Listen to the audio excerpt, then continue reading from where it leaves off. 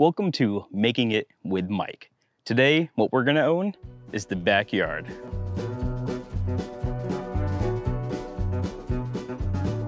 So as you see, it's been a few weeks before I've actually been able to get to this yard. You gotta mow it somehow. I'm gonna show you a few tips on how to get control of your backyard again. So let's jump right into it. Okay, for safety reasons, do not just get your lawnmower and start mowing this thing. It can either destroy your lawnmower itself, or you could badly hurt yourself or somebody else around you. So definitely do these first steps to make sure that you're ready to mow this lawn. So let's prep this lawnmower. Go ahead and make sure you have enough fluids in here. You have plenty of gas. Go ahead and check your oil if you need to, if you haven't done that in a few years. Next, go ahead and make sure that this lawnmower, the height adjustment is to its max.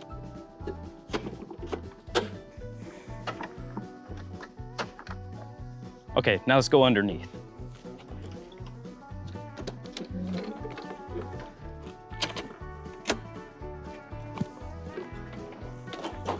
Now, before you mess with anything underneath, make sure you unplug the spark plug.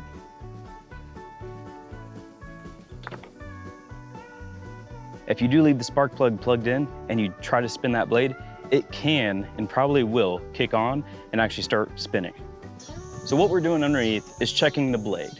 Check for any major damages, any chunks missing out of it, the blade warpage or anything like that. And we want to make sure we have the sharpest blade that we can to help tackle the yard. Either head to the store and go ahead and buy yourself a replacement for your specific lawnmower and get that replaced pretty easily, or go ahead and buy yourself a $5 metal file to take care of it. When sharpening a blade, you don't want to take off chunks of metal or anything like that, because the blade itself is balanced. To determine what side of the blade to actually sharpen is going to be the edge that's closest to the ground. As you see, this blade itself starts here and ends up closer to the top. So we want to sharpen the edge that's closest to the ground. So to do so, just go ahead and get your file, and we're going to run it almost kind of like at a 45-degree angle across the edge here. You don't have to be pushing it too hard, just enough to make sure you get that shiny edge here. So now once you go this way, we want to come back the other direction. So there are little shavings coming off to sharpen it, and that's all we're looking for. We don't want to make this thing razor sharp, so if you run a finger across, it cuts you. You don't want that. All right, now for the other side. Perfect. Once you're done down below, make sure you plug the spark plug back in so that way it can actually start up again. Push it in until it fits securely.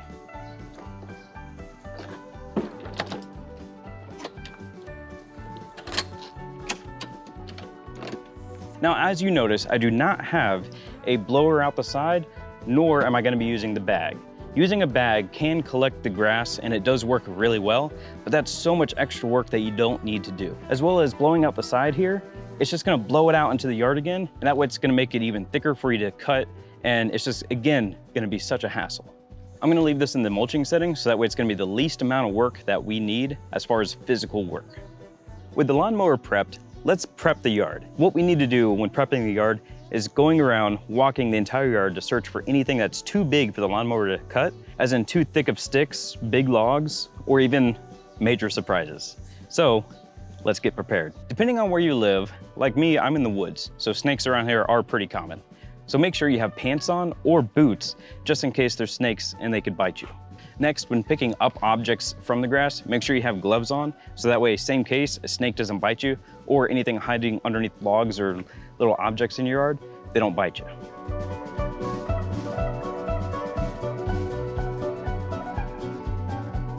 To make sure you don't miss anything in the yard, make sure you try to walk in a grid-like pattern, so that way you're walking opposite directions, so that way you can cover each area.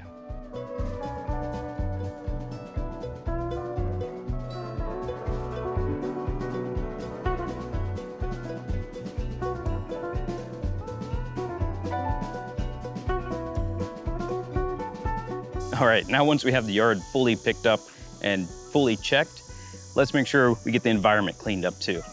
So if you have any family members or pets like I have, make sure they get inside, so that way if you did miss something in the yard, it's not gonna fly out and hit somebody. So when you start mowing the yard, don't just jump right in and start mowing the full width of the lawnmower. It can clog up the blades, essentially hurting your engine and can actually damage it.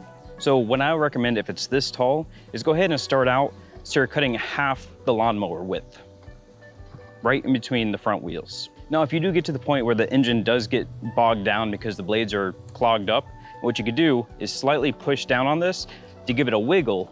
And by wiggling it, it could force the air to go in different directions underneath to help dislodge any clumps of grass that you have. All right, let's get mowing.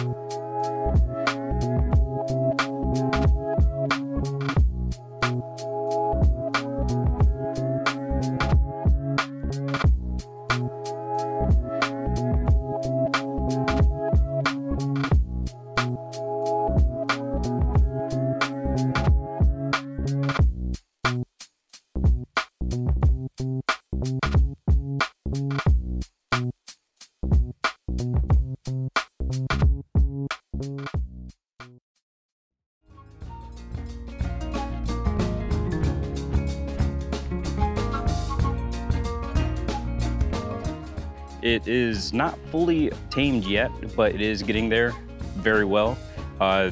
Again, the reason I did mulching and I did a sharpened blade is, as you see, it's gonna leave clumps of grass around here no matter what, but these clumps of grass are gonna be a little bit smaller than what you would have with the exhaust blowing out the side.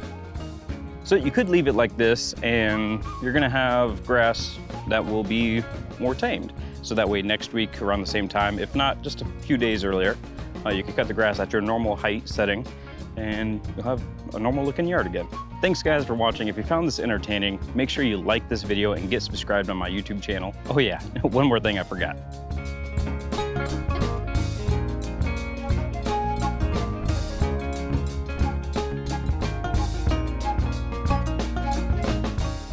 Enjoy your yard again. That's the #1 goal of what we were trying to do today.